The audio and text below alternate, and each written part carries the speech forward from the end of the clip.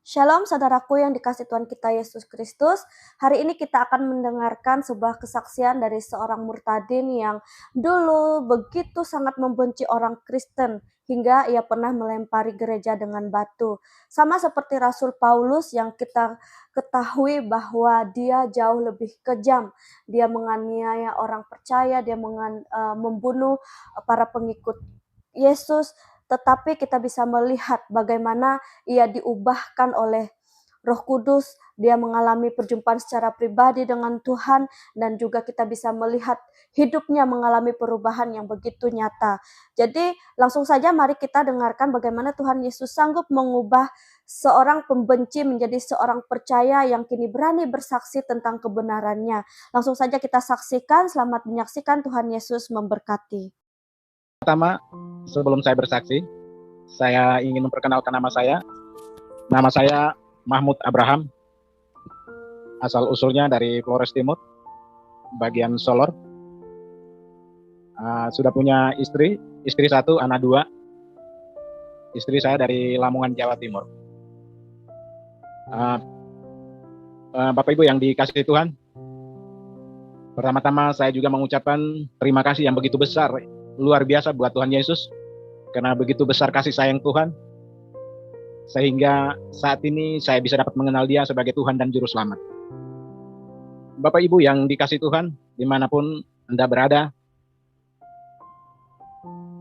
di mana kesaksian saya bahwa dulunya saya latar belakang dari Muslim, tapi Muslim awam, tidak terlalu fanatik. Dulunya juga rindu sekali.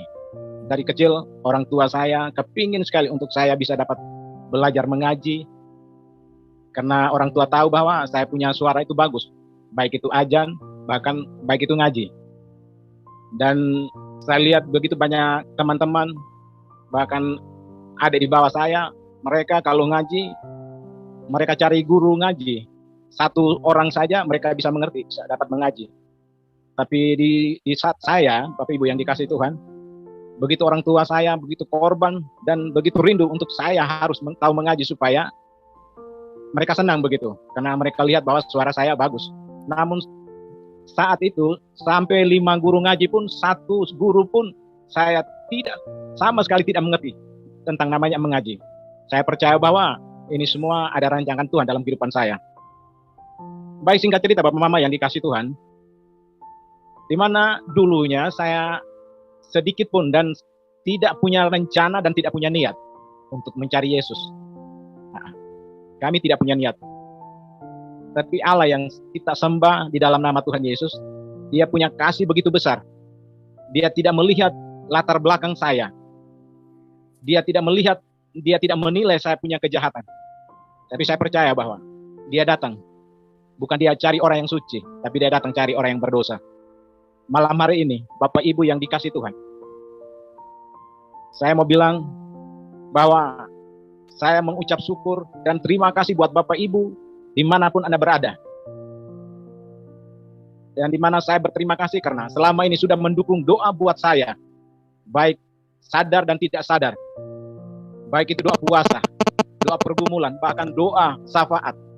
Biasanya Bapak Ibu selalu berdoa bahwa minta Tuhan Yesus tolong tangkap orang-orang jahat, orang-orang fasik, orang yang biasa lempar gereja, biasa musuh orang Kristen. Malam hari ini Bapak Ibu yang dikasihi Tuhan, bukan secara kebetulan kita bertemu lewat YouTube ini, di Merkel TV ini. Saya percaya ada maksud dan rencana Tuhan di balik kesaksian kita atau pertemuan kita malam hari ini, Tuhan. Karena saya percaya bahwa salah satu yang Bapak Ibu berdoa selama ini, minta Tuhan untuk berperkara, tangkap orang-orang fasik, orang-orang yang biasa lempar gereja, yang biasa musuh orang Kristen. Salah satu Bapak Ibu yang dikasihi Tuhan, ini saya. Saya pernah lempar gereja, pernah musuh orang-orang Kristen, tidak suka dengan orang Kristen. Salah satu saya, Bapak Mama yang kasih Tuhan. Dan saya berdoa, Bapak Mama, kakak adik, bersaudara semua, doa Bapak Ibu semua, saya tidak mampu untuk membalas, tapi saya percaya Tuhan Yesus akan memberkati Bapak Mama dalam doa dan pergumulan Bapak Mama semua. Terima kasih atas doanya. Dan Bapak Ibu yang dikasihi Tuhan, singkat cerita, kenapa saya dengan istri saya bisa dapat mengambil keputusan ikut Tuhan. Sedangkan dulunya kami paling benci, kami paling musuh, kami tidak suka sama sekali sama Tuhan Yesus. Karena kami dari kecil bukan diajarkan untuk mengenal Yesus. Satu saat, Bapak Ibu yang dikasih Tuhan, Tuhan mempertemukan saya dengan istri saya di Timor Leste. Dan dulu saya dengan istri saya, kami merantau di Timor Leste. Dan kami juga nikah di sana, punya anak 2 di sana. Dan saat itu, cari hidup saya di sana, kami biasa jual beli pakaian keliling di kabupaten atau di kota. Istri saya punya pengalaman jual bakso, bikin kue, jual es campur. Jadi puji Tuhan Bapak Mama yang dikasih Tuhan, Bapak Ibu yang luar biasa, di mana Tuhan izinkan kami bertemu di Timor Leste. Saya percaya bahwa itu bukan secara kebetulan. Di mana kami 2, saya dengan istri saya, kami berusaha di Timor Leste, dan Tuhan izinkan kami 2 jualan bakso di satu gereja, di mana di belakang gereja, kami tinggal di belakang gereja, dan di depan rumah kami itu setiap hari Minggu, Jumat itu di gereja itu mereka selalu angkat puji-pujian, menyembah, bahkan melompat-lompat Bapak Ibu yang dikasih Tuhan. Dan sebagai manusia yang belum mengenal Kristus, rasanya jengkel. Bahkan waktu itu juga, saya dengan istri saya, kami numpang salah satu seorang bapak, di mana seorang bapak ini beragama Kristen Katolik. Dan saat itu kami duduk, satu saat kami dengar begitu jemaat yang ada di dalam gereja, entah gereja itu gereja GBI atau GPD, tapi saya percaya bahwa itu gereja karismatik, karena mereka senantiasa di saat mereka berdoa, mereka memuji Tuhan tuh dengan tepuk tangan, lompat, sukacita itu. Jadi pasti saja gereja karismatik. Akhirnya Bapak Ibu yang dikasih Tuhan, dan di saat kami mendengar mereka sementara memuji dan memuliakan Tuhan, yang pemilik rumah ini rasa jengkel. Padahal dia Katolik, Bapak Ibu yang dikasih Tuhan. Dia sudah mengenal Kristus, tapi dia Katolik, kebiasaan dia kan tidak seperti karismatik. Jadi dia juga marah. Dia bilang, kenapa kok orang ini masuk gereja kok masa tepuk-tepuk tangan, nyanyi, lompat-lompat. Dia saja sudah kenal Kristus saja, dia juga marah, apalagi saya yang belum kenal Kristus. Malah saya lebih marah lagi. Akhirnya satu saat Bapak Ibu yang dikasih Tuhan, hari Minggu mereka sedang memuji dan menyembah Tuhan di gereja. Saya berpikiran pendek. Akhirnya di saat saya mendengar mereka sudah menyembah, tepuk-tepuk tangan, dan saya dari belakang gereja itu, posisi saya tinggalnya di belakang gereja, jadi tidak jauh juga. Jadi saya ambil batu, langsung saya lempar ini gereja. Dan saya percaya waktu saya lempar gereja, pasti orang yang ada di dalam gereja itu bukan mereka marah. Pasti mereka berdoa buat saya. Nah, mungkin juga mereka berdoa, minta Tuhan rubah batu itu menjadi jiwa mungkin. Nah, akhirnya Bapak Ibu yang dikasih Tuhan, bukan cuma satu kali yang saya lempar gereja. Kedua kali, ketiga kali saya lempar. Dan saat itu juga sempat saya mau racikan bom. Mau lempar, mau bom ini gereja. Tapi waktu itu saya belum punya pengalaman untuk mau bom ini gereja, bikin bom, Bapak Ibu yang dikasih Tuhan. Akhirnya tidak jadi, saya cuma lempar saja ini gereja. Tapi begitu luar biasa Bapak Mama yang dikasih Tuhan. Di mana batu yang saya lempar gereja tadi, Tuhan rubah menjadi 4 jiwa Bapak Ibu yang dikasih Tuhan. Di mana saya sama istri, kami 2 orang tambah 2 anak. Jadi kami 4 orang bisa dapat mengenal Tuhan sebagai juru selamat. Tapi singkat cerita, sesudah saya lempar gereja, lewat 1-2 hari saya mulai rasa sakit. Tuhan izinkan saya sakit. Dan saya sakit itu sakitnya di dalam perut, duduknya di bagian pusat. Jadi di bagian perut saya ini panasnya luar biasa. Dan siang malam itu saya menangis terus. Dan waktu itu karena kebetulan saya masih muslim, jadi ada saudara saya ada tugas mengajar di SMP dekat situ. Jadi saya suruh yang pemilik rumah ini suruh panggil jam 12 malam karena saya tidak tahan lagi karena rasanya sakit sekali. Jadi akhirnya si pemilik rumah ini pergi panggil, dia datang langsung, dia kasih ujung jari syahadat taruh di pusat saya. Cuma dia rasanya tenang saja, cuma mendidih rasa sakitnya memang berkurang tapi mendidihnya tetap. Jadi puji nama Tuhan. Akhirnya sakitnya berkepanjangan. Tidak lama kemudian saya dengan istri saya mulai cari, waktu itu kami belum kenal Tuhan, jadi kami bukan mengandalkan Tuhan, tapi kami mengandalkan kami punya kekuatan. Waktu itu kami masih usaha di sana, kami punya anak buah 6 orang, usaha jual bakso dan jual barang lain-lain yang ada di perbatasan Timor Leste. Dan mulai saya dengan istri saya, kami mulai berusaha, berjuang untuk mencari kesembuhan.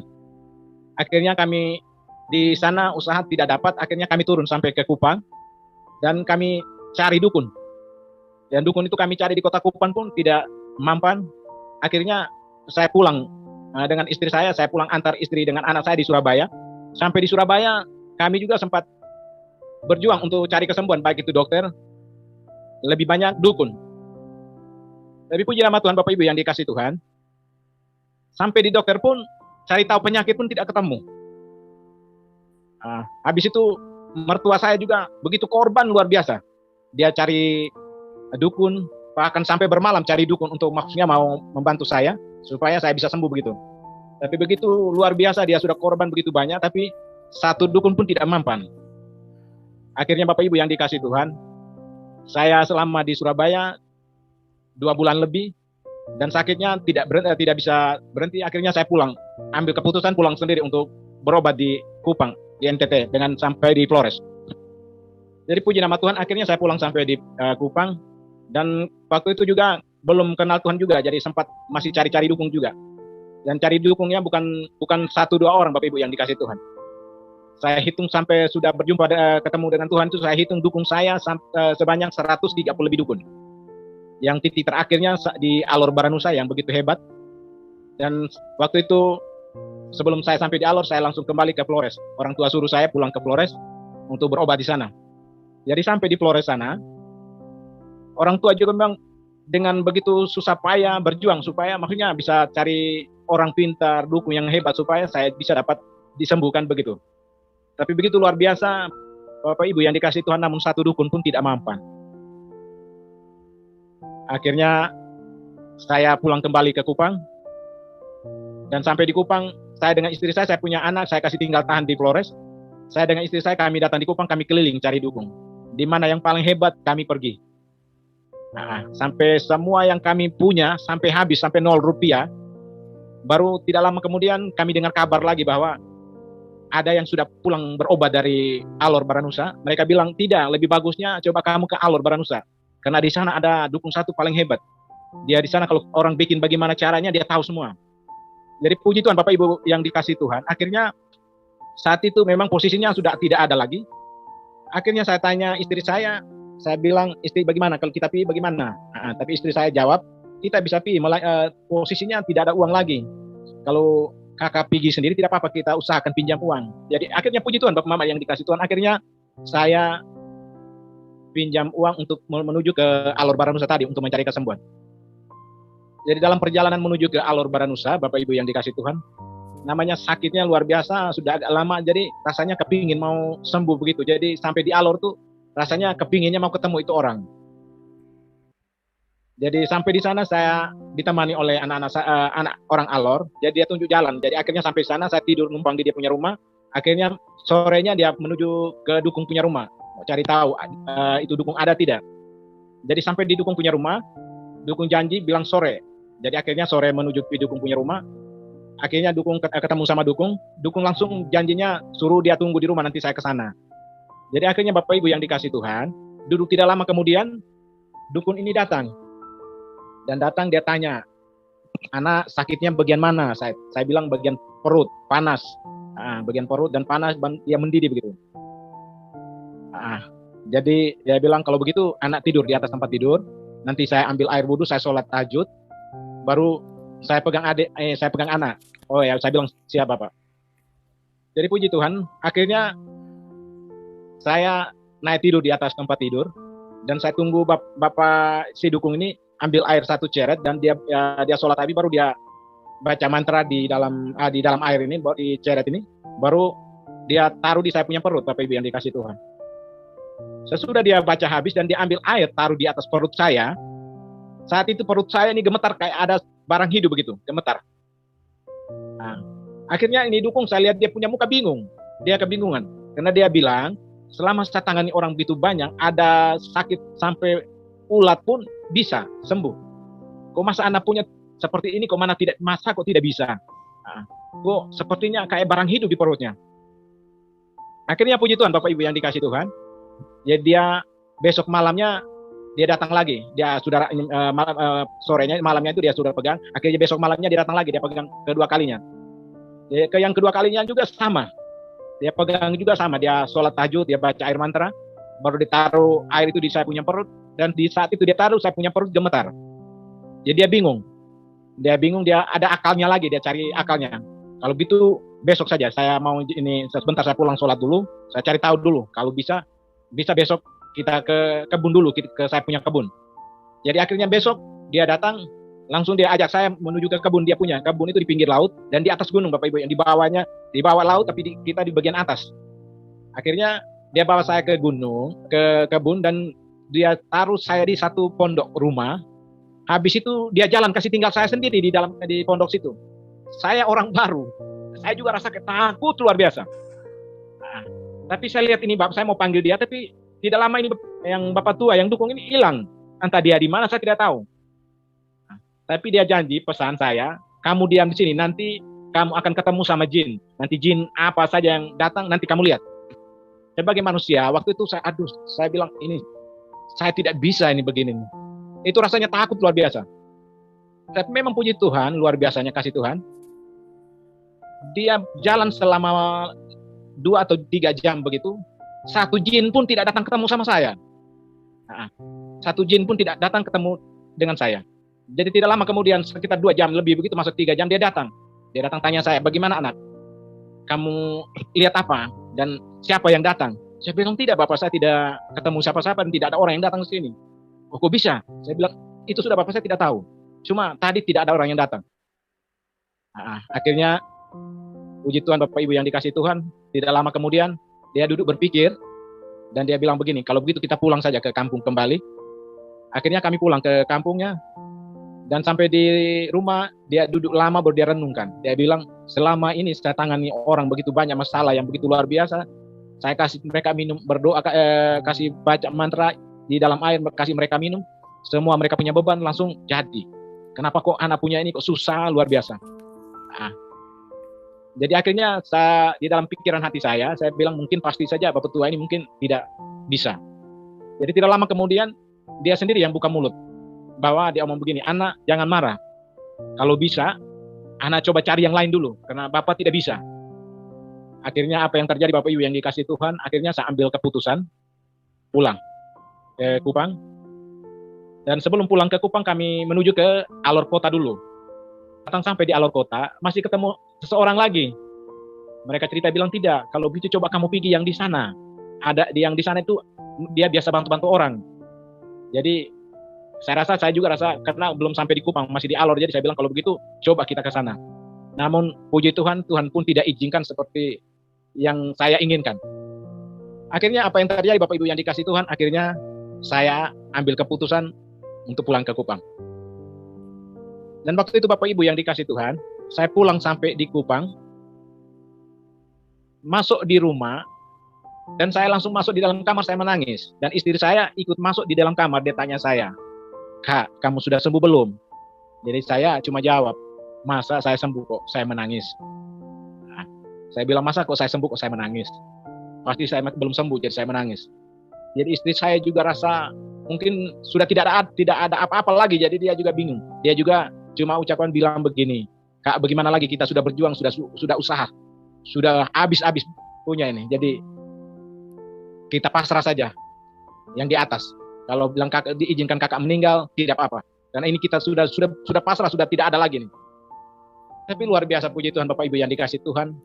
Memang cara Tuhan itu luar biasa. Dan rencana Tuhan itu indah. Dan rencananya itu membuat kita manusia kadang-kadang pikir tidak masuk akal.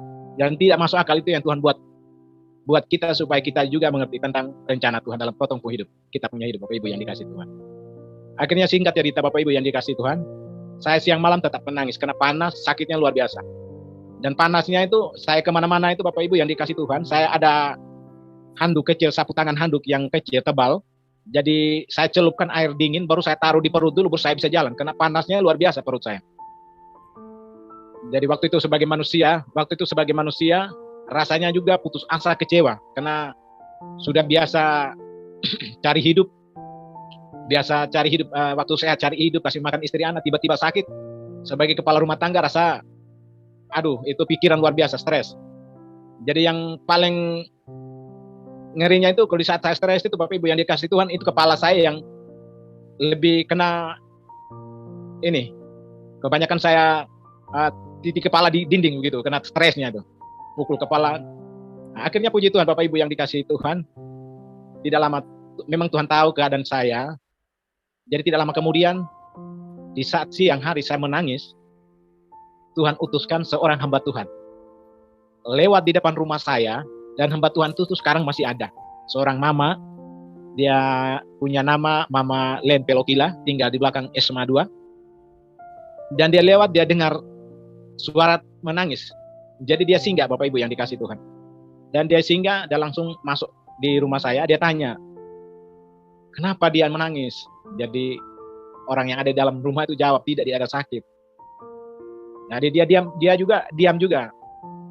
Akhirnya tidak lama kemudian, dia lama-kelamaan Roh Kudus buka dia punya mulut untuk menawarkan kami yang ada dalam rumah itu. Dia bilang, mau tidak, saya tidak punya apa-apa, kasih ini Pak Mahmud. Tapi waktu itu dia belum tahu saya punya nama, tapi dia bilang, saya tidak punya apa-apa, saya ini tidak punya apa-apa untuk kasih kamu. Tapi kalau kamu mau, saya punya doa, kalau mau saya doakan buat ini kamu. Jadi waktu itu Bapak Ibu yang dikasih Tuhan sebagai manusia, mau dengar nama doa, itu rasa jengkel sekali. Bahkan saya waktu itu rasa sakit hati itu. Saya bilang, ini mau doa pakai apa? Doa apa sebenarnya? Kan kita kan biasa, dan Muslim kan biasa tiap saat ini sholat atau baca-baca itu pakai baca ayat-ayat Arab. Nah tiba-tiba berdoa pakai bahasa Arab, bahasa Indonesia kan saya jadi bingung lagi, saya jadi ini rasa kecewa juga. Akhirnya puji Tuhan Bapak Ibu yang dikasih Tuhan, tetapi ini ibu ini mama kasih saya ini luar biasa. Dia tetap minta, bagaimana mau tidak? Kalau mau saya doakan. Jadi akhirnya Bapak Ibu yang dikasih Tuhan, sudah lama kemudian, tidak lama kemudian saya duduk renungkan, akhirnya saya juga merasa dia ini ibu takutnya nanti dia marah. Jadi akhirnya saya panggil istri saya bilang, Mak, bagaimana? Minta tawar doa ini, mau tidak? Jadi saya bilang terserah. Akhirnya saya juga buka mulut, ya kalau begitu suruh mama berdoa saja. Jadi puji Tuhan Bapak Ibu yang dikasih Tuhan, akhirnya mama kekasih kami ini, Mama Len Pelokila ini, dia doa saya. Dan dia berdoa habis dalam pertengahan doa, dia bilang, tidak usah takut. Pak Mahmud pasti sembuh, ini kuasa gelap. Jadi tidak usah takut dengan kuasa gelap itu. Karena kuasa gelap itu dia punya kuasa tidak lebih dari kuasa Yesus. Dia sebut nama Yesus lagi yang bikin saya tambah rasa tidak enak juga. Nah, akhirnya mama kasih kami, dia berdoa habis, dia langsung pulang. Tapi dia janji bahwa tidak usah takut. Tuhan Yesus pasti sembuhkan Pak Mahmud. Jadi puji nama Tuhan, akhirnya besoknya dia datang kembali. Nah, akhirnya dia datang, dia tanya lagi, bagaimana Pak Mahmud? Bagaimana, tidur enak tidak? Saya bilang, masih sakit, Mak. Oke, tidak apa-apa Pak Mahmud, berdoa saja. Memang dia sakitnya itu masuknya gampang, keluarnya butuh proses. Yang penting Pak Mahmud buka hati, saya tidak punya apa-apa. Saya cuma berdoa saja buat Pak Mahmud. Kalau mau kita doa lagi. Jadi dia berdoa kedua kalinya. Dia berdoa habis, pernyataan juga sama. Dia bilang, Pak Mahmud, ini Tuhan tunjuk ada kuasa gelap. Tapi tidak usah takut, kuasa gelap itu tidak lebih dari kuasa Yesus. Karena kuasa Yesus lebih besar, tidak usah takut. Jadi saya cuma jawab, oh iya Mak. Oke. Jadi puji nama Tuhan, akhirnya Tuhan tahu dan Tuhan punya rencana luar biasa buat dalam kehidupan saya dengan anak istri saya. Akhirnya Bapak Ibu yang dikasih Tuhan, rencana Tuhan yang begitu luar biasa. Besok harinya, di mana Tuhan utuskan saya punya paman. Sampai hari ini dia masih Muslim, tinggalnya di Priti, di kabupaten. Waktu dia datang kunjung di saya punya rumah, waktu dia datang kunjung, posisi saya dalam keadaan menangis, dengan keadaan sakitnya luar biasa. Jadi dia duduk juga rasa pikiran yang luar biasa, dia lihat saya. Dia bilang, ini saya mau bantu apa sebenarnya? Saya tidak punya apa-apa nih. Karena dia rasa kasihan sekali, dia lihat saya menangis, saya pukul kepala di dinding, karena panasnya Bapak Ibu yang dikasih Tuhan. Akhirnya Bapak Ibu yang dikasih Tuhan, ini paman ini buka mulut, dia bilang begini, kalau ipar mau, kita ke Priti, kabupaten saja. Di sana ada orang, tapi dia tidak sebut, bilang itu hamba Tuhan.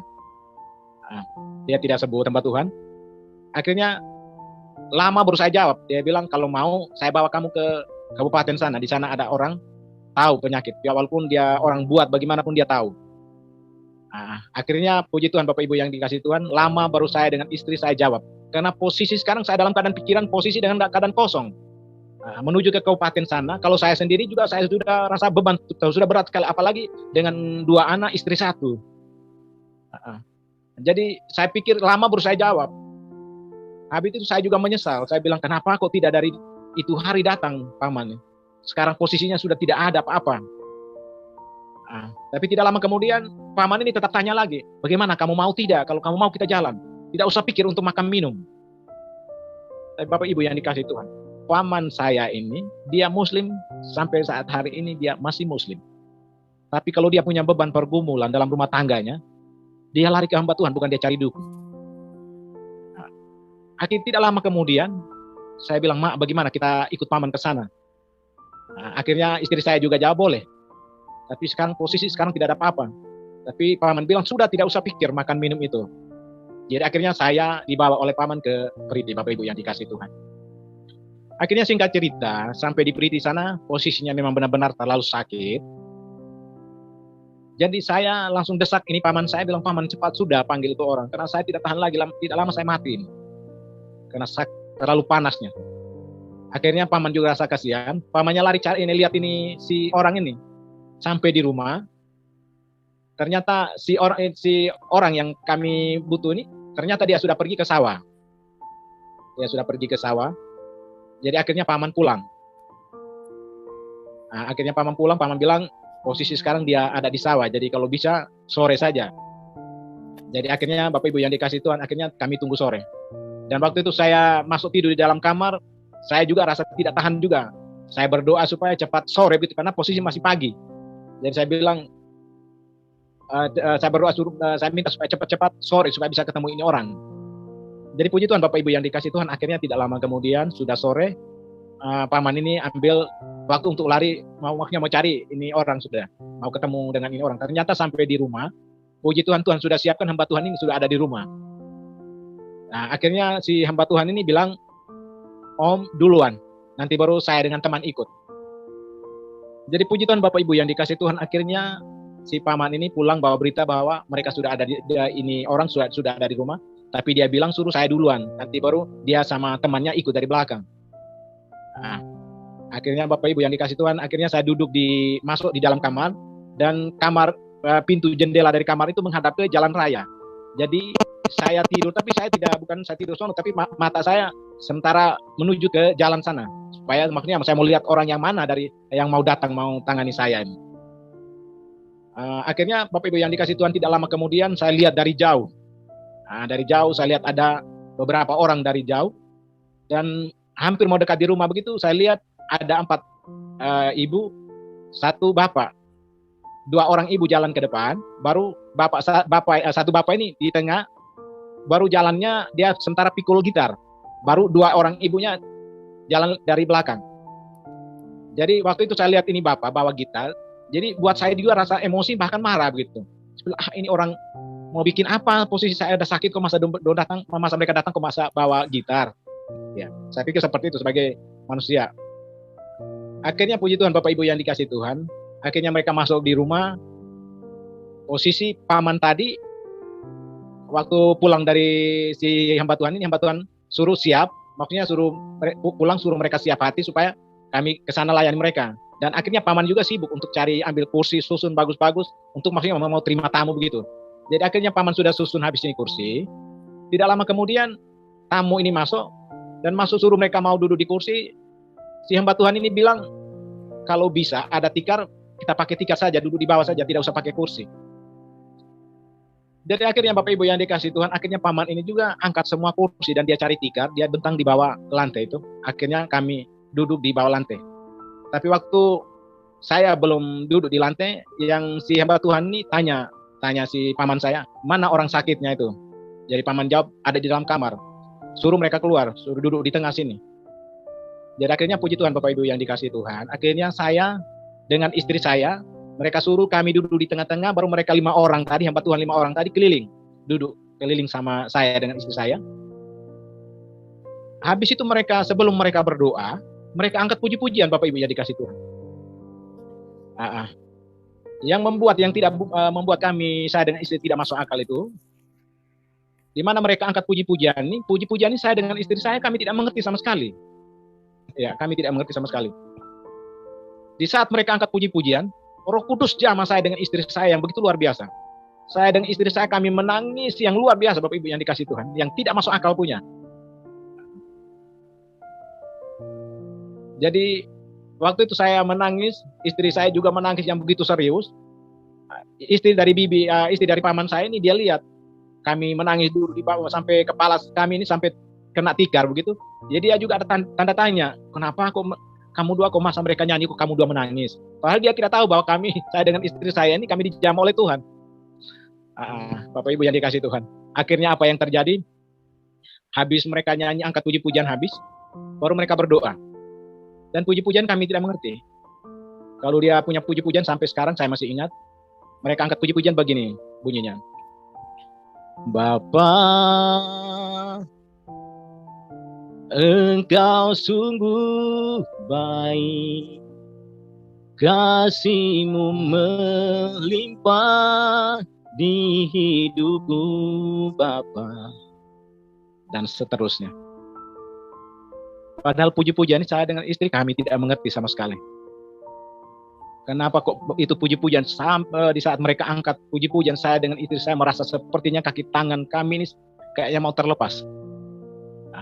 Ternyata kami sudah mengenal Tuhan dulu baru kami mengerti bahwa itu Roh Kudus yang menjamah kami Bapak Ibu yang dikasih Tuhan. Habis itu mereka angkat puji-pujian, habis itu si hamba Tuhan ini berdoa. Dan dia berdoa, dia dalam berdoanya itu tidak lama kemudian di pertengahan doa ada pernyataan Tuhan bahwa di mana pernyataan sama seperti ibu yang pertama kali berdoa saya di Kupang itu, dia bilang Pak Mahmud tidak usah takut, ini kuasa gelap. Tapi Pak Mahmud tidak usah bimbang ragu dengan sakit, pasti sembuh. Yang penting Pak Mahmud percaya. Jadi akhirnya saya kena beban terlalu sakit, saya cuma jawabnya iya saja.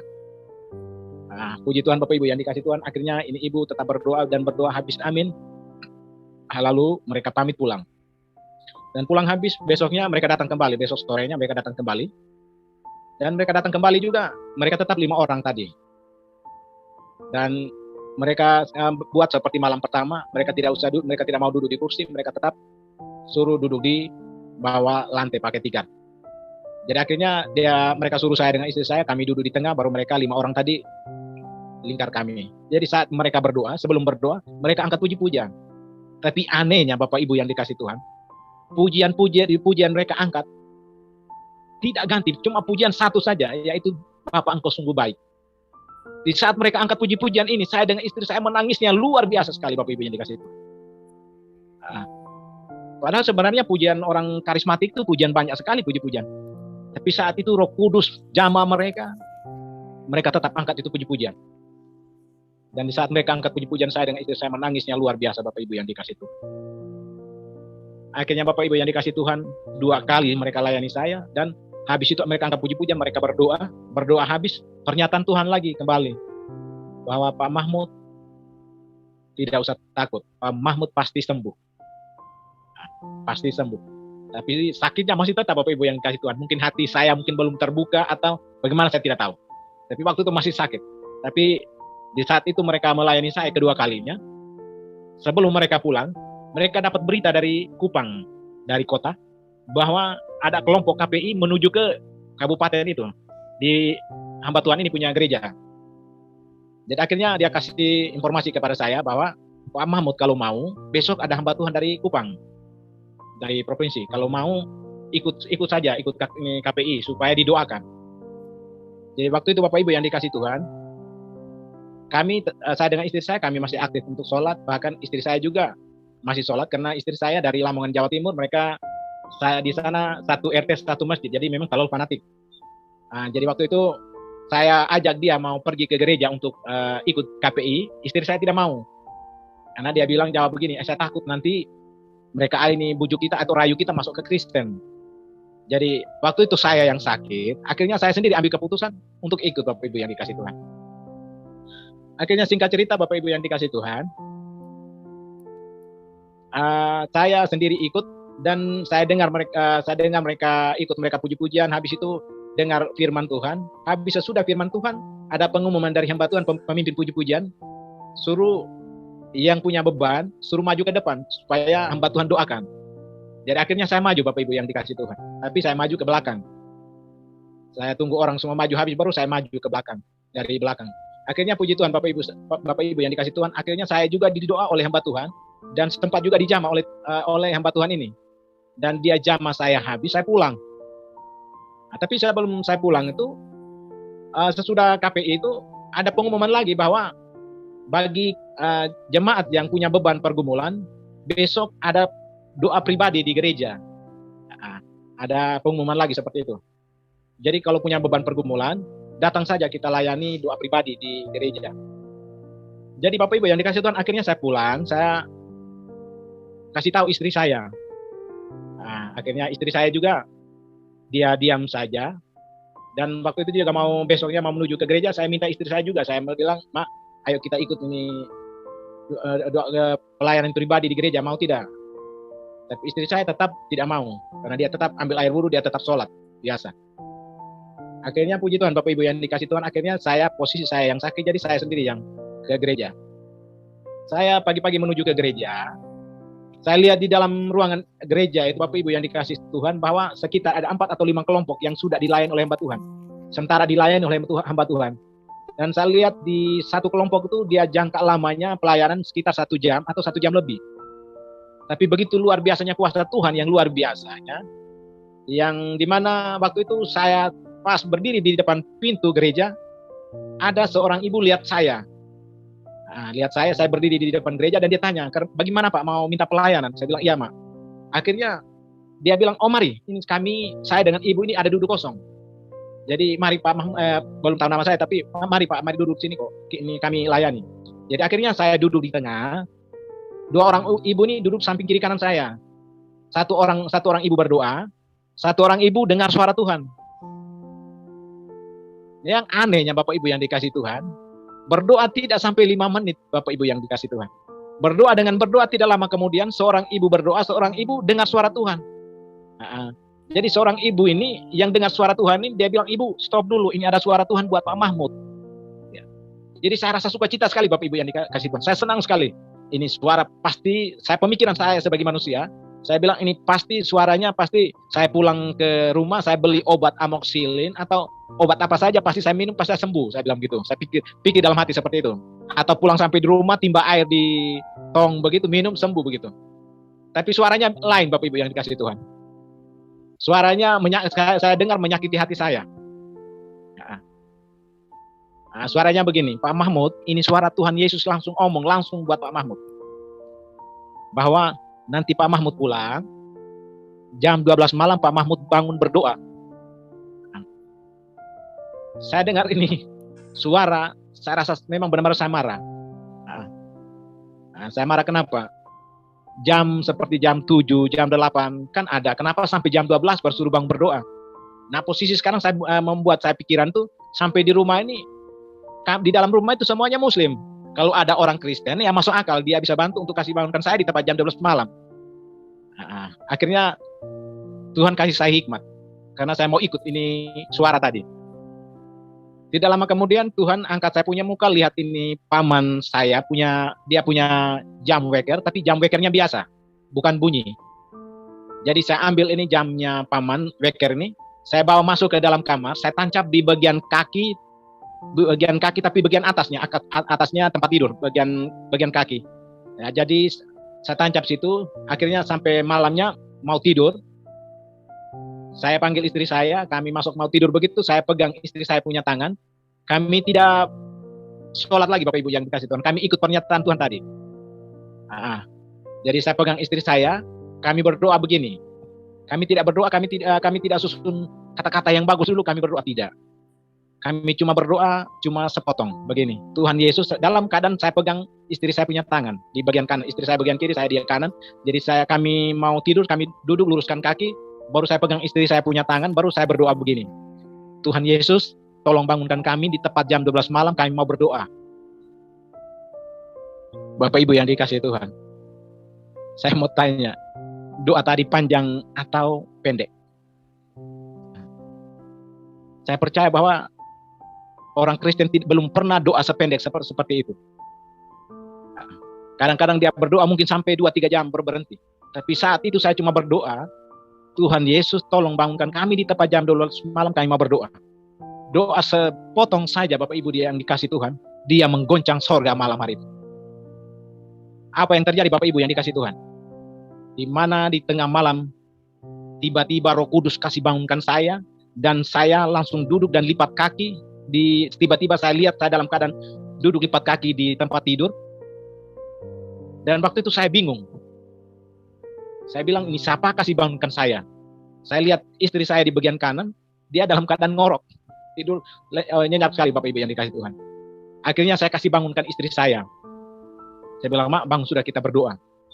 Nah, begitu kami berdoa, kami tidak susun kata-kata yang bagus dulu, kami berdoa tidak Bapak Ibu yang dikasih Tuhan. Kami berdoa cuma sedikit saja katanya.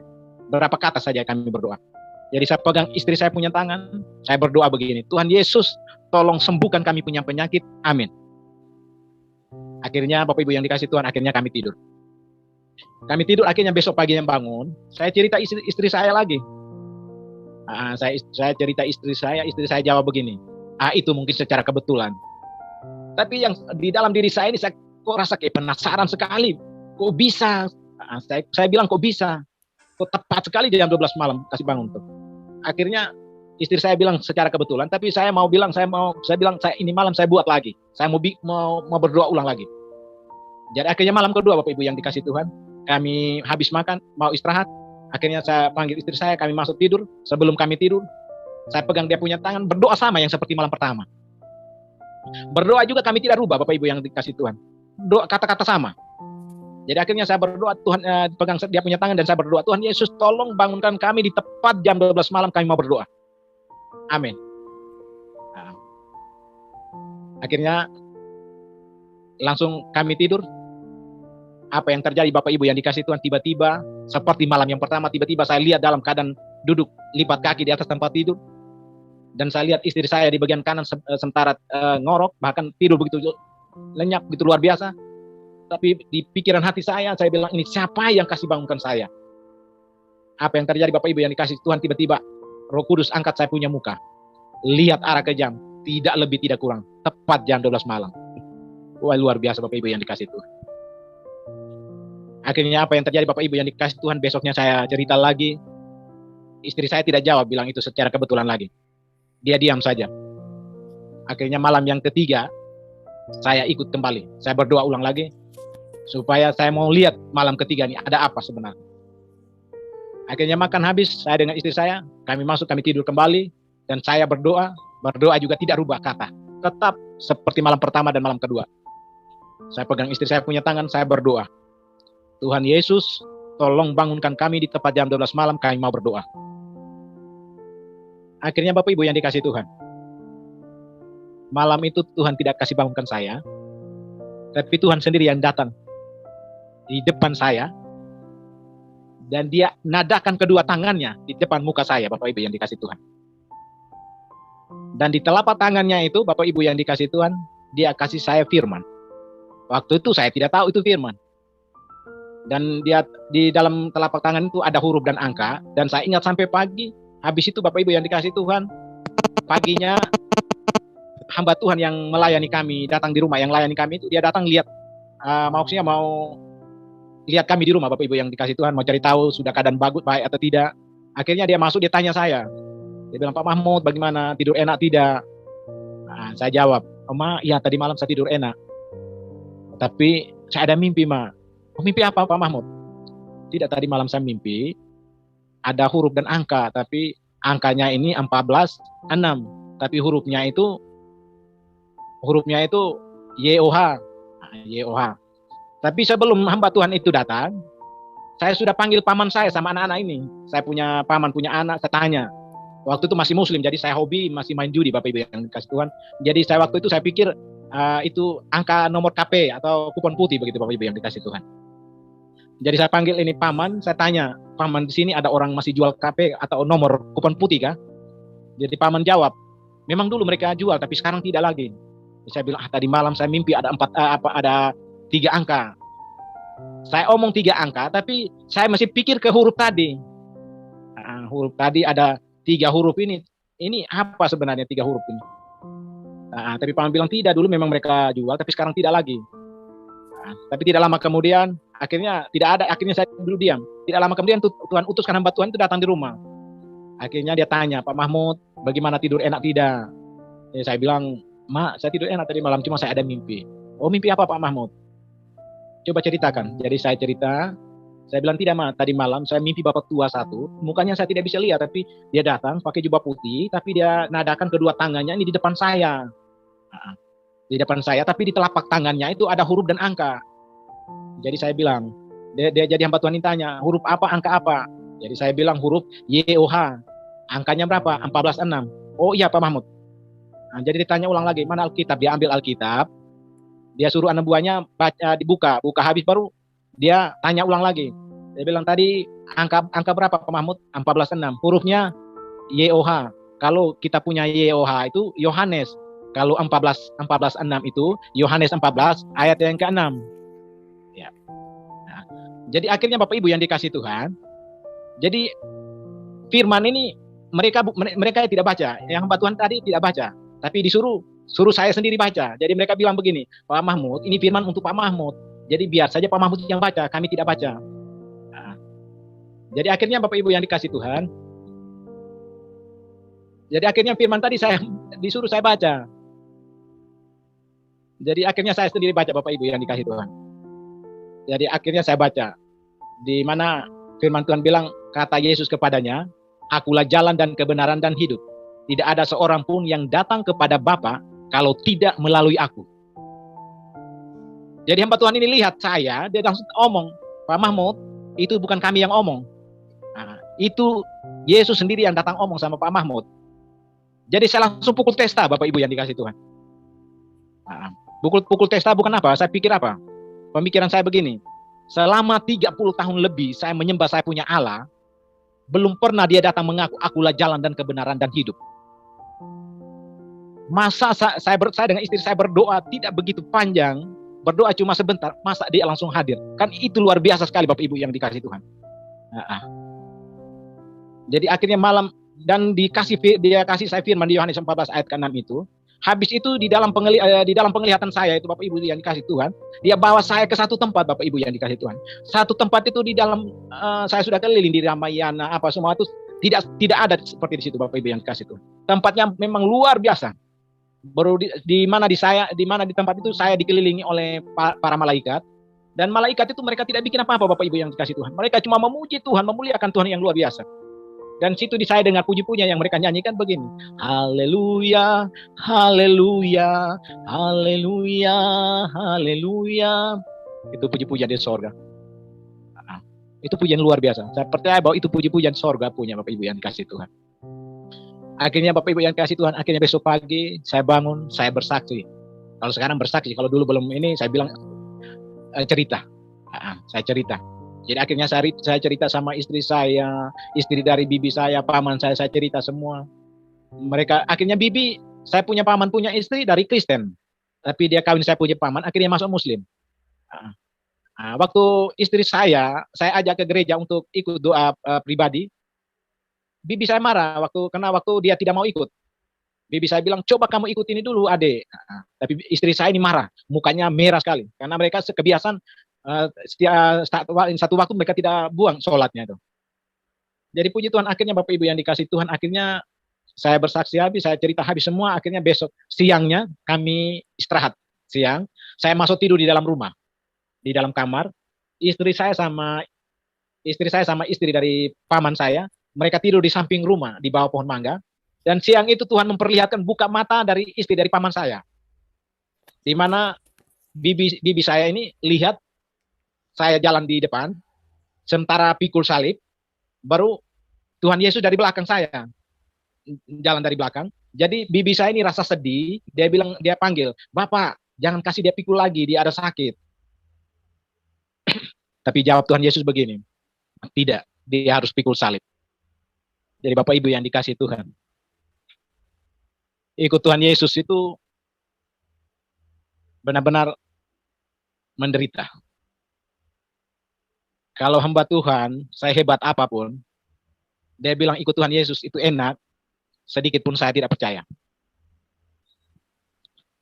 Karena Bapak Ibu yang dikasih Tuhan, di mana sesudah saya, di saat saya mengambil keputusan ikut Tuhan, saya dapat olok ejekan itu bukan dari orang luar, bukan dari orang yang belum kenal Tuhan. Namun orang yang sudah kenal Tuhan, yang mengolok ejek saya, hina saya, itu yang pikul saya, Bapak Ibu yang dikasih Tuhan. Di saat saya mau angkat kaki keluar, mau pergi persekutuan, itu mereka bilang saya jalan untuk minta-minta makan. Nah, itu bukan orang dari luar Kristen, Bapak Ibu yang dikasih Tuhan. Orang dari Kristen sendiri. Tapi itulah namanya ikut Tuhan, Bapak Ibu yang dikasih Tuhan. Caci maki, hina, olok ejek, itu saya rasakan semua Bapak Ibu yang dikasih Tuhan. Tapi saya percaya firman Tuhan di dalam Lukas ayat yang ke-23, pasal yang ke-23, pasal yang ke-23 ayat yang ke-31, itu benar-benar saya alami seperti sedemikian. Bahwa Tuhan kayu hidup saja dibuat, diolok, diejek, dihina, dicaci maki. Apalagi saya kayu kering. Firman-Nya berkata, sebab jikalau orang berbuat demikian dengan kayu hidup, apalagi yang akan terjadi dengan kayu kering. Bapak Ibu yang dikasih Tuhan. Itu memang benar-benar kita ikut Tuhan. Saya mau bilang bahwa benar-benar menderita Bapak Ibu yang dikasih Tuhan. Tapi di balik penderitaan atau di balik tantangan itu, kita percaya bahwa Tuhan siap sesuatu yang indah buat kita. Itu yang Bapak Ibu yang saya rasakan. Akhirnya singkat cerita Bapak Ibu yang dikasih Tuhan, di mana di waktu saya mau ambil keputusan ikut Tuhan, saya jauh dari orang tua selama 2 tahun lebih, karena orang tua juga mereka malu, mereka tidak suka, mereka tidak senang, karena saya dengan istri saya mengambil keputusan ikut Tuhan.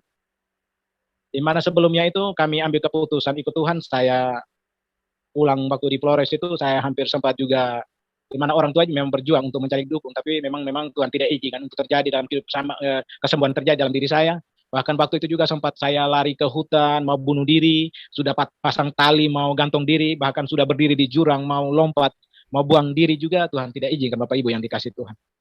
Karena saya percaya bahwa itu bukan secara kebetulan. Nah, ternyata sesudah saya kenal Tuhan Yesus, ternyata semuanya ada rancangan Tuhan buat saya bersama istri anak saya. Bapak Ibu yang dikasih Tuhan, akhirnya saya ambil keputusan pulang dari Kabupaten Periti. Akhirnya saya dengan istri saya, kami dua kembali ke Periti, kami kasih tinggalkan kedua anak kami ada di rumah dengan paman saya. Di dalam perjalanan itu Roh Kudus sampai di SMP 5 turun menuju ke belakang SMA 2, di mana Tuhan izinkan Roh Kudus buka saya punya mulut untuk di mana omong sama istri saya. Saya bilang begini, Mak, bisa tidak kalau kita baptis? Akhirnya istri saya jawab begini, Bapak Ibu yang dikasih Tuhan. Boleh kita baptis. Yang penting kakak sembuh. Kalau tidak sembuh, kita kembali. Jadi puji Tuhan Bapak Ibu yang dikasih Tuhan. Dan kita dari kabupaten itu, di mana kami dilayani oleh hamba Tuhan, berulang-ulang mereka layani kami. Dan kami waktu itu mereka layani kami, mereka kasih kami satu puji-pujian. Untuk bawa datang di Kupang, kami jadi bekal begitu. Jadi puji-pujian itu kami bawa dari sana, kami hafal satu puji-pujian itu, di mana puji-pujian berkata, Allah kuasa. Allah kuasa. Nah, jadi di saat saya dengan istri saya sampai di rumah, di saat kami berdoa, karena puji-pujian lain kami tidak tahu Bapak Ibu yang dikasih Tuhan. Jadi kami mau berdoa, kami tidak sholat lagi, kami ambil keputusan, kami mau ikut. Nah, kami ikut pernyataan Tuhan tadi. Habis itu di saat berdoa, mau makan atau berdoa mau tidur, berjalan, kami berdoa, harus kami angkat puji-pujian Allah kuasa. Jadi kami nyanyikan Allah kuasa, melakukan segala perkara itu Bapak Ibu yang dikasih Tuhan, mungkin Bapak Ibu semua sudah tahu bahwa itu puji-pujian gampang sekali. Jadi kami cuma tahu itu puji-pujian. Jadi akhirnya sampai di rumah, di mana waktu itu Tuhan sudah mempersiapkan satu rumah, kami jaga dengan proyekti, kami tidak bayar. Dan di tempat itu juga, rumah itu juga, saya dengan istri saya, kami ambil keputusan untuk ikut Tuhan Yesus. Dan malam pertama kami mau berdoa, kami angkat puji-pujian ini. Allah kuasa melakukan, sampai habis. baru kami tidur. Malam pertama kami nyanyi itu lagu, malam kedua tetap kami nyanyi itu lagu, Bapak Ibu yang dikasihi Tuhan. Tapi anehnya malam yang ketiga, di mana biasanya malam pertama kedua itu saya yang bangun duluan. Nah, saya yang bangun duluan, baru saya kasih bangunkan istri saya, kami berdoa, kami angkat puji-pujian, baru kami berdoa. Tapi malam ketiganya ini anehnya Tuhan izinkan istri saya bangun duluan. Nah, Tuhan izinkan istri saya bangun duluan, dia angkat puji-pujian ini, Allah kuasa, dia angkat pelan-pelan karena posisi tetangganya dekat. Jadi jam 12 malam tuh kami angkat puji-pujian tuh tidak begitu kuat, Bapak Ibu, karena kami menjaga tetangga sebelah mereka ada tidur, karena posisi jam tengah malam, jam tidur orang ada istirahat gitu. Jadi waktu itu istri saya bangun, sebelum dia berdoa, dia angkat puji-pujian Allah kuasa. Dia angkat puji-pujian Allah kuasa, pertama kali dia angkat pelan-pelan. Tapi saya tidak sadar, Bapak Ibu yang dikasih Tuhan. Nah, akhirnya dia kasih suaranya agak kuat lagi maksudnya supaya saya bisa bangun, dengar supaya saya bisa bangun. Tapi dia angkat kasih suaranya agak besar, saya juga tetap tidak sadar, Bapak Ibu yang dikasih Tuhan. Nah, akhirnya dikasih lebih keras lagi suaranya. Allah kuasa. Nah, dia angkat tambah besar. Saya tidak sadar-sadar. Akhirnya dia juga emosi tengah malam. Akhirnya dia angkat tangan kanan saya, dia pukul di saya punya paha, Bapak Ibu yang dikasih Tuhan. Akhirnya saya kaget. Dan saya kaget, saya bangun. Di saat saya bangun itu, Bapak Ibu yang dikasih Tuhan, saya punya mulut ini penuh dengan puji-pujian. Tapi puji-pujian ini saya dengan istri saya, kami tidak mengerti sama sekali, Bapak Ibu yang dikasih Tuhan. Nah, tapi istri saya tetap nyanyi Allah kuasa terus.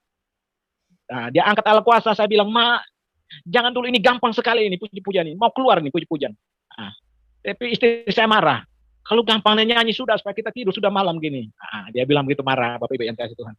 Akhirnya istri saya angkat tetap, tidak, suaranya puji-pujian tidak keluar. Akhirnya istri saya tetap nyanyi Allah kuasa. Saya bilang, Ma, ini gampang sekali mau keluar ini, Ma. Keluar cepat sudah, kita mau ini, kita nyanyi ini apa, berdoa supaya tidur. Nah, kita nyanyi supaya berdoa tidur. Apa yang terjadi, Bapak Mama yang dikasih Tuhan, memang Tuhan tahu isi hati dari istri saya. Tidak lama kemudian Tuhan kasih keluarkan suara di mulut saya, tapi bukan langsung puji-pujian, Bapak Ibu yang dikasih Tuhan. Ternyata keluarnya itu dia pakai not lagi. Akhirnya istri saya tambah bingung. Sebenarnya ini not, ini kita mau nyanyi, bagaimana kita tidak mengerti ini lagu. Akhirnya tidak lama kemudian, Bapak Ibu yang dikasih Tuhan, Tuhan tahu marah, istri saya sudah marah. Akhirnya tidak lama kemudian suaranya itu keluar dari bibir mulut saya, Bapak Ibu yang dikasih Tuhan. Puji-pujian ini, Bapak Ibu yang dikasih Tuhan, seluruh orang Kristen tahu ini puji-pujian. Mungkin juga dengar dapat ajar dari sekolah minggu, ibu guru sekolah minggu, atau mungkin juga dari teman seiman orang Kristen yang mengajar, baru mungkin Bapak Ibu tahu. Tapi saya dan istri saya, Roh Kudus datang ajar di tengah malam, jam 12 malam, Bapak Ibu yang dikasih Tuhan. Waktu keluar pertama, sebelum suara keluar, dia kasih notnya begini bunyinya. Na na na na na na na na na na na na na na na na na na na. Jadi istri saya bingung, na na na ini bilang apa? Suara kita tidak bisa nyanyi. Bagaimana kita tahu itu na na na? Nah, tidak lama yang dikasih Tuhan, suaranya.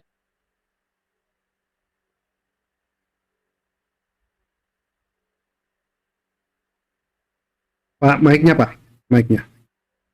Kepencet mungkin tadi. Sebelah kiri bawah Pak. Ya, silakan. Minta maaf, Anda dari Jakarta Pak. Oh ya. Jadi apa yang terjadi Bapak Mama yang dikasih Tuhan? Minta maaf Bapak Ibu yang dikasih Tuhan, saya lanjutkan kesaksian saya. Jadi waktu itu Bapak Ibu yang dikasih Tuhan, mungkin puji-pujian yang segampang ini, mungkin Bapak Ibu mungkin tahu, mungkin juga diajarkan oleh Ibu guru sekolah minggu, atau mungkin dari gereja, atau kelompok-kelompok yang biasa mengajarkan puji-pujian ini, saya percaya bahwa mungkin tahu dari situ. Tapi malam hari itu Bapak Ibu yang dikasih Tuhan, saya dengan istri saya diajar langsung oleh Roh Kudus, Bapak Ibu yang dikasih Tuhan. Padahal puji-pujian ini kami tidak mengerti sama sekali, Bapak Ibu yang dikasih Tuhan. Saya mau bilang malam hari ini, bukan secara kebetulan, saya mau bilang, beban pergumulan apapun saya mau tantang malam hari ini Tuhan, yang sudah percaya Yesus. Di saat Anda berdoa, minta urapan Tuhan, berdoa, puji-pujian, angkat puji-pujian, sampai mendapat begitu jamahan kasih sayang Tuhan, baru kamu akan berdoa, pasti kuasanya terjadi dalam diri Bapak Ibu yang dikasih Tuhan.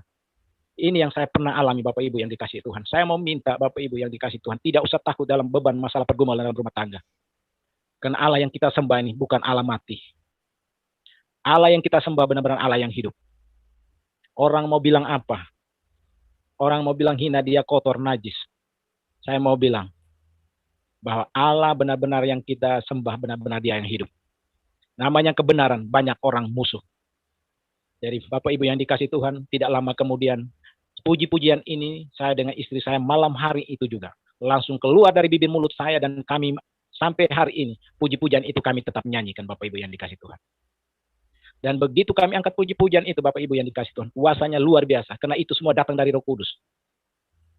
Apa yang terjadi Bapak Ibu yang dikasih Tuhan malam hari itu, akhirnya saya dengan istri saya, tidak lama kemudian saya dan istri saya kami menyanyi puji-pujian itu, dan saya duduk renungkan puji-pujian itu, ternyata puji-pujian itu sebagai sumpah saya dengan Tuhan Yesus. Walaupun hidup susah, senang, tetap ikut Yesus. Apapun masalah persoalanmu Bapak Ibu yang dikasih Tuhan, beban apapun, kalau malam hari ini engkau datang di hadapan Tuhan, pasti ada jalan keluarnya Bapak Ibu yang dikasih Tuhan. Yang penting Bapak Ibu yang dikasih Tuhan berdoa, jangan menjadi di mana memaksa kehendak Tuhan. Biarlah Tuhan sendiri bekerja dalam diri kita semua Bapak Ibu yang dikasih Tuhan. Jadi malam hari itu Bapak, di mana saya dan istri saya kami mulai angkat puji-pujian itu. Dan kami mulai duduk renungkan, ternyata puji-pujian itu sebagai sumpah saya dengan istri anak saya kami ikut Tuhan. Dan akhirnya apa yang terjadi lewat puji-pujian itu Bapak Ibu yang dikasih Tuhan, akhirnya saya dengan, dan di mana puji-pujian itu dia bunyinya, note tadi mungkin Bapak Ibu sudah tahu bahwa note-nya tadi bunyinya puji-pujian seperti begini, dia punya nada iring lagunya seperti begini. Saya mau iring Yesus, saya mau iring Yesus sampai selama-lamanya. Meskipun saya susah menderita dalam dunia, saya mau iring Yesus sampai selama-lamanya. Bapak Ibu yang dikasih Tuhan, kadang-kadang kita angkat puji-pujian itu karena pujian-pujian lama, jadi kadang-kadang bilang itu tidak bagus. Kita cari puji-pujian yang baru. Tapi saya mau bilang puji-pujian tadi walaupun itu pujian lama, tapi kuasanya besar luar biasa. Akhirnya apa yang terjadi Bapak Ibu yang dikasih Tuhan malam yang berikutnya? Besok malamnya Bapak Ibu yang dikasih Tuhan, kami berdoa, kami nyanyi angkat puji-pujian tadi. Habis itu kami berdoa dan kami tidur. Tengah malamnya Tuhan datang, bukan dia datang tapi dia kasih suara yang begitu luar biasa Bapak Ibu yang dikasih Tuhan. Di mana dia suruh bilang bangun berdoa dan dia suruh doa Bapa kami 10 kali. Dia suruh bilang begitu, suaranya seperti itu Bapak Ibu yang kasih. Kebetulan waktu itu saya dengan istri saya pulang dari kabupaten, ini hamba Tuhan kasih kami bekal satu Alkitab Bapak Ibu yang dikasih Tuhan. Jadi akhirnya malam itu suara datang bilang bangun berdoa dan doa Bapa kami 10 kali. Padahal doa Bapa kami tidak hafal Bapak Ibu yang dikasih Tuhan. Kami tidak tahu. Jadi kami bangun, kami buka Alkitab, baca di Matius tadi ya, Matius 6 tadi doa Bapa kami tadi Bapak Ibu yang dikasih Tuhan. Akhirnya saya dengan istri saya, kami baca ini doa Bapa kami ini 10 kali. Baca 10 kali, habis kami tutup. Kami tutup habis, akhirnya Bapak Ibu di mana besok paginya itu doa Bapa kami tadi kami tidak baca lagi, kami sudah hafal kepala Bapak, hafal di luar kepala Bapak Ibu yang dikasih Tuhan. Jadi di saat kami berdoa mau keluar, itu doa Bapa kami itu kami harus mau pakai terus. Puji-pujian tadi kami senang terus itu puji-pujian karena itu satu sumpah janji Tuhan. Karena puji-pujian bukan orang manusia dunia yang ajar kami, tapi Roh Kudus sendiri ajaran kami. Sehingga puji-pujian itu kami tetap nyanyi terus. Di saat kami dapat tantangan, olok, ejekan, maki, dari mana datang pun kami tetap angkat puji-pujian Bapak Ibu yang dikasih Tuhan. Karena puji-pujian itu tadi menguatkan kami Bapak Ibu yang dikasih Tuhan. Jadi saya mau bilang, ikut Tuhan itu tidak enak. Harus ada tantangan, tapi ada ujian begitu luar biasa. Tapi di balik penderitaan atau ujian itu, Tuhan siap sesuatu yang indah buat kita semua Bapak Ibu yang dikasih Tuhan. Karena Dia hidup. Tapi saya mau bilang, saya ada kutip satu ayat di dalam doa Bapa kami, bekal sampai hari ini. Dan saya mau bilang sampai hari ini, saya dengan istri saya kami tidak kerja apa-apa. Kami tidak kerja apa-apa. Karena saya pegang Dia punya firman-Nya di dalam Matius tadi doa Bapa kami ayat yang ke-11 itu. Ayat yang ke-11. Di Matius yang ke-6 ayat yang ke-11 itu yang saya pegang sampai hari ini Bapak Ibu yang dikasih Tuhan. Jadi saya tidak pikir khawatir tentang makan minum, karena saya percaya bahwa saya menyembah Dia Allah yang hidup, Allah yang kaya, dan saya sendiri buktikan Bapak Ibu yang dikasih Tuhan, benar-benar Dia kaya. Dia kaya, bukan kaya waktu saya berdoa saya minta kekayaan begini Dia kasih, tidak Bapak Ibu dikasih Tuhan. Bukan Dia tidak berat, Dia tidak kasih, Dia kasih. Tapi kita minta jangan memaksa kehendaknya Tuhan. Di mana ayat yang ke-11 itu Dia berkata begini, berikanlah kami pada hari ini makanan kami yang secukupnya. Saya ulang lagi Bapak Ibu yang dikasih Tuhan. Berilah kami pada hari ini makanan kami yang secukupnya. Bukan berilah kami pada hari ini makanan kami 1 karung atau 1 ton. Berilah kami pada hari ini makanan kami yang secukupnya. Jadi Bapa yang di atas Allah yang kita sembah, Dia suruh kita berdoa, kita memohon, kita minta kepada Dia untuk secukupnya ini hari. Nah, jadi makan habis berdoa, makan habis berdoa. Nah, Bapak Ibu yang dikasih Tuhan. Bukan Dia tidak mau, Dia kasih kita sebanyak itu. Kita minta motor ini hari bisa, Bapak. Berdoa minta mobil, minta rumah mewah jadi ini hari bisa. Bukan Dia tidak bisa. Dia kaya. Dia bisa. Apakah berdoa minta mobil? Apakah saat mobil datang masih cari Tuhan atau tidak? Apakah berdoa minta beras, makanan 1 ton atau 1 karung? Apakah makanan habis 1 karung masih berdoa lagi tidak? Jangan sampai Bapak Ibu yang dikasih Tuhan. Jangan sampai tunggu sampai 1 ton habis dulu berdoa lagi. Itu Tuhan tidak mau Bapak Ibu yang dikasih Tuhan. Tapi Dia minta berilah kami pada hari ini makanan kami yang secukupnya. Jadi makan habis berdoa, makan habis berdoa. Tuhan mau kita setiap saat, setiap waktu dekat dengan Dia terus Bapak Ibu yang dikasih Tuhan. Tapi kebanyakan orang Kristen beda. Saya lihat begitu banyak hal yang orang Kristen buat.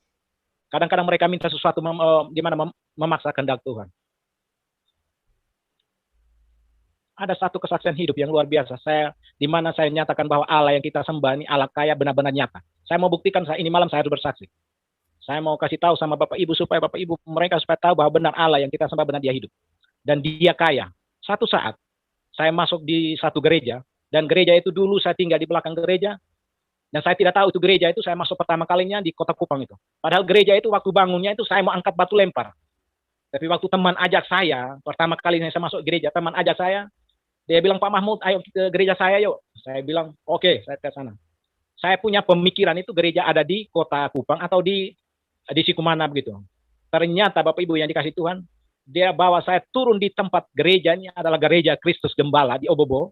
Dan gereja itu dulu saya tinggalnya di bagian belakang. Waktu saya jalan dengan teman, saya ambil batu baterai, saya hampir mau lempar itu gereja. Dan saat saya turun itu di depan gereja, Bapak Ibu yang dikasih Tuhan, Roh Kudus jamah saya menangisnya luar biasa Bapak Ibu yang dikasih Tuhan. Jadi saya ini bukan secara kebetulan saya kenal Dia Bapak Ibu. Tuhan punya rencana luar biasa. Dan sebenarnya saya ini tidak layak di hadapan Tuhan Bapak Ibu yang dikasih Tuhan. Karena kejahatan saya ini benar-benar memang tidak masuk akal lagi. Saya sudah lempar gereja, sudah musuh orang Kristen. Tapi Allah yang kita sembah, benar-benar Allah Maha mengasihi Bapak Ibu yang dikasih Tuhan. Akhirnya saya mau coba waktu saya dengar orang Kristen bilang Allah kita sembah Allah kaya. Jadi saya mau buktikan Bapak Ibu yang dikasih Tuhan. Akhirnya saya masuk gereja, saya lihat ini hamba Tuhan di luar, di dalam gereja itu orang Cina semua. Dan mereka dapat berkat begitu banyak. Kadang-kadang mereka mau pulang, mau keluar dari gereja, mereka sudah sisip kasih masuk di dalam amplop dan mereka bagi orang-orang yang susah. Nah, di mana 1-2 minggu saya lihat begitu-begitu terus setiap minggu. Akhirnya saya tidak minta Bapak Ibu yang dikasih. Saya tidak minta kepada manusia Bapak Ibu yang dikasih Tuhan. Tapi saya hadap Tuhan langsung Bapak Ibu yang dikasih Tuhan. Akhirnya di mana saya waktu itu saya lihat si hamba Tuhan ini kasih keluar uang atau amplop itu kasih di mana orang-orang susah. Saya langsung angkat tangan taruh di dada. Saya menghadap Tuhan. Tuhan, saya ini Tuhan tangkap dari nol. Tidak punya apa-apa. Kalau benar-benar Tuhan kaya, saya tidak minta banyak orang, tapi saya minta jamaah kedua hamba Tuhan ini. Satu namanya Pak Franky, satu namanya Pak Hendra. Bapak Ibu yang dikasih Tuhan. Pak Hendra sekarang tinggal di Bundaran PU. Pak Franky ada di batas kota. Apa yang terjadi Bapak Mama dikasih Tuhan 2 orang hamba Tuhan ini saya bawa ke rumah, saya berdoa, bergumul untuk mereka. Supaya saya minta Tuhan sendiri jamaah, buktikan bahwa Allah yang benar-benar saya sembah ini, kalau benar-benar Dia kaya, buktikan supaya saya percaya. Apa yang terjadi Bapak Ibu yang dikasih Tuhan? Hari Minggu ke depan, saya keluar duluan dari gereja, sesudah ibadah, saya lihat hamba Tuhan ini angkat uang atau amplop ini bagi-bagi orang susah. Saya diam saja Bapak Ibu yang dikasih Tuhan. Ternyata si 2 hamba Tuhan ini suruh kedua ibu mereka bawa 2 amplop kasih ke istri saya Bapak Ibu yang dikasih Tuhan. Langsung saya angkat hati dan saya berdoa mengucap syukur. Saya bilang terima kasih Tuhan, saya percaya benar-benar Engkau kaya. Saya tidak bimbang lagi, saya tidak ragu lagi menyembah Engkau Allah. Dan saya tidak khawatir lagi untuk tentang makan minum. Saya percaya bahwa kebutuhan saya Tuhan siap. Sampai saya punya orang tua semua mengeluh, mereka marah. Bahwa saya punya anak 2 orang, dengan dia punya anak 2 orang, bagaimana hidup di Kota Kupang? Tidak ada kerja, makan minum dari mana? Bapak Ibu yang dikasih Tuhan. Karena saya percaya, saya sembah Dia hidup. Bukan Dia mati. Kalau Allah lain saya masih bimbang ragu, Bapak Ibu yang dikasih Tuhan. Kalau nama Yesus, sebut nama Yesus Bapak Ibu yang dikasih Tuhan. Kuasanya besar, luar biasa Bapak Ibu yang. Kalau sebut nama Mahmud, tidak ada kuasanya Bapak Ibu yang dikasih Tuhan. Kalau sebut nama Pak Franky, tidak ada kuasanya Bapak. Kalau sebut nama Yesus, apa saja Anda minta, Bapak Ibu tidak usah khawatir. Yang penting, engkau pakai memuliakan nama Tuhan. Baik, singkat cerita Bapak Ibu yang dikasih Tuhan. Itulah kesaksian yang dimana saya mau bilang bahwa Allah yang kita sembah benar-benar kaya, nyata. Itulah kesaksian sehidup saya. Masih banyak hal Bapak Ibu yang dikasih Tuhan. Yang saya mau bilang. Jangan bimbang ragu lagi tentang kuasa Tuhan Yesus. Akhirnya Bapak Ibu yang dikasih Tuhan, waktu itu saya sedang diproses sampai hari ini. Dan saya dengan istri saya bergumul dan kami pulang sampai di kota Kupang, dari kabupaten menuju ke Kupang, kami bawakan puji-pujian tadi, dan Tuhan datang ajarkan kami doa Bapak kami, doa habis itu puji-pujian saya mau iring Yesus. Dan sampai hari ini Bapak Ibu yang dikasih Tuhan, bukan kami kaya Bapak Ibu dikasih Tuhan, tapi cukup untuk hari ini ada saja. Ada berkatnya, tidak putus-putus Bapak Ibu yang dikasih Tuhan. Baik, singkat cerita Bapak Ibu yang dikasih Tuhan. Kalau malam hari ini saya percaya bahwa kesaksian saya, kalau Tuhan jamah Bapak Ibu yang dikasih Tuhan. Kalau punya beban pergumulan dalam rumah tangga, masalah persoalan baik itu untuk suami, istri, anak-anak, jangan lari cari orang pintar. Kita punya orang pintar, orang yang penuh kuasa, hanya Yesus Bapak Ibu yang dikasih Tuhan. Punya anak laki atau perempuan, banyak berdoa buat mereka. Cari pasangan benar-benar takut akan Tuhan. Jangan cari mereka punya kekayaan. Jangan cari mereka punya kedudukan. Tapi cari dia percaya Yesus atau tidak. Bapak Ibu yang dikasih Tuhan. Benar-benar kalau kita ikut Tuhan, memang benar-benar menderita. Tapi di balik penderitaan itu, Tuhan sudah siap dan Tuhan sudah rencana sesuatu yang indah buat kita, Bapak Ibu yang dikasih Tuhan. Terima kasih Tuhan Yesus. Terima kasih Bapak. Haleluya Yesus. Haleluya Yesus. Bapak Ibu yang dikasih Tuhan. Haleluya Yesus. Malam hari ini saya tidak punya berkat apa-apa untuk bagi Bapak Ibu yang dikasih Tuhan. Baik yang mendengar kesaksian saya ini. Saya cuma mau bilang Allah yang kita sembah, Allah yang hidup, Allah yang penuh mujizat. Tidak usah takut dan khawatir tentang makan minum untuk hari ini. Dia tetap memberkati, dia tetap buka jalan. Mari andalkan dia di dalam segala hal. Baik dalam rumah tangga, baik tugas dan pelayanan, tetap andalkan dia. Karena dia Allah, benar-benar Allah yang hidup. Kalau saya dulu belum kenal dia, saya selalu menyembah berhala. Orang tua saya sampai saat hari ini pegang berhala. Saya punya mama kasih melahirkan orang. Kalau orang yang lahir susah, dia bisa kasih air langsung taruh di kepala, langsung bayinya keluar. Kalau bapak saya sampai hari ini menyembah batu. Kalau tidak ada hujan, dia ambil batu 3, dia kasih mandi. Sebentar lagi banjir. Sebentar lagi hujan. Bahkan hari ini, kalau Bapak Ibu mau butuh cat yang asli, jangan pergi beli di toko. Datang di saya punya Bapak, dan Bapak langsung berdiri di atas batu, dia minta, dan dia minta itu cat warna apa saja dia keluar. Catnya asli. Sampai hari ini. Pekerjaan apa yang ada di kampung. Kalau mereka butuh cat, mereka tidak beli Bapak Ibu yang dikasih Tuhan. Karena saya punya Bapak pegang berhalanya keras, luar biasa sekali Bapak Ibu yang dikasih Tuhan. Tapi saya bersyukur kepada Tuhan. Sebenarnya saya juga tidak layak, karena saya dulu juga lakukan seperti itu. Tapi Allah yang saya sembah, ini Allah yang kita sembah, benar-benar Allah yang punya belas kasihan. Dia punya rencana indah buat kita semua. Mari Bapak Ibu yang dikasih Tuhan. Inilah kesaksian hidup saya. Saya tidak mau berpanjang kata lagi. Saya mari Bapak Ibu yang dikasih Tuhan. Yang kesaksian hidup saya, kalau Tuhan mau jamah di Bapak Ibu punya hati, punya kerinduan ada, mau didoakan. Saat ini saya siap mau doakan Bapak Ibu yang dikasih Tuhan. Saya tidak punya emas perak untuk bagi Bapak Mama yang kasih Tuhan pada malam hari itu. Kalau punya kerinduan, mau didoakan, saya siap doa buat Bapak Mama yang kasih Tuhan. Terima kasih Tuhan Yesus. Terima kasih. Terima kasih. Saya serahkan kesaksian hidup saya ini ke dalam tangan kasih-Mu Tuhan. Tolong berkati di mana anak-anak Tuhan malam hari menyaksikan kesaksian saya. Tuhan jamah mereka, pulihkan mereka. Kalau saat kau dapati mereka sakit, kau sembuhkan mereka. Beban pergumulan mereka, apapun dalam rumah tangga, Tuhan jawab seturut kehendak-Mu Tuhan. Terima kasih Bapak di sorga, bahkan berkati di mana channel Pak Franky ini Tuhan. Hamba mohon Allah Roh Kudus Engkau bekerja. Pakai anak-anak Tuhan ini menjadi hormat untuk kemuliaan nama Tuhan. Apa yang mereka kerjakan untuk memuliakan Tuhan, Tuhan berkati. Dalam nama Tuhan Yesus. Terima kasih Tuhan. Ini doa ini harapan hamba serahkan semua ke dalam tangan kasih Tuhan. Haleluya Yesus. Terima kasih Tuhan Yesus. Puji Tuhan saudara, kesaksian ini sungguh sangat luar biasa. Kiranya kesaksian ini memberkati saudara semua, dan tentu melalui kesaksian ini sulit membayangkan bahwa seseorang yang dulunya begitu membenci orang Kristen, bahkan pernah melempari gereja dengan batu, kini justru menjadi seorang percaya yang dengan berani bersaksi tentang kebenaran Yesus Kristus. Dan kesaksian ini mengingatkan kita pada kehidupan Paulus sebelum ia bertobat, di mana Paulus menangkap orang-orang Kristen, memasukkan mereka ke penjara, dan menyetujui kematian. Namun ketika ia berjumpa dengan Tuhan Yesus, hidupnya berubah total. Dari seorang yang membenci pengikut Kristus, Paulus menjadi rasul yang setia memberitakan Injil hingga akhir hidupnya. Dan tentu melalui kesaksian ini saya ingin mengatakan kepada kita semua bagaimana seharusnya sikap orang Kristen ketika menghadapi penganiayaan. Tuhan Yesus tidak mengajarkan kita untuk membalas dengan kebencian, melainkan untuk mengasihi mereka dan mendoakan mereka yang menganiaya kita. Inilah yang dilakukan oleh banyak orang percaya sepanjang sejarah gereja. Mereka tetap setia, tetap mengampuni, dan tetap menunjukkan kasih Kristus kepada orang-orang yang memusuhi mereka. Karena itu, ketika kita mengalami penolakan atau perlakuan yang tidak menyenangkan karena iman kita, jangan membalas dengan amarah.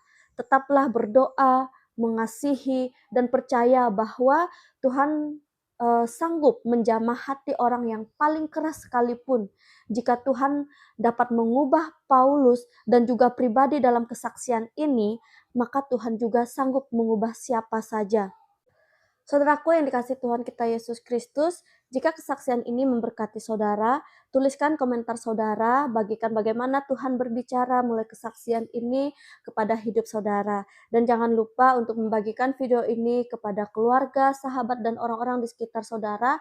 Kiranya melalui kesaksian seperti ini, semakin banyak jiwa dimenangkan bagi Kristus, semakin banyak orang percaya, diberi keberanian untuk bersaksi, dan nama Tuhan Yesus semakin dipermuliakan. Sampai jumpa di video berikutnya. Tuhan Yesus memberkati kita semua. Shalom.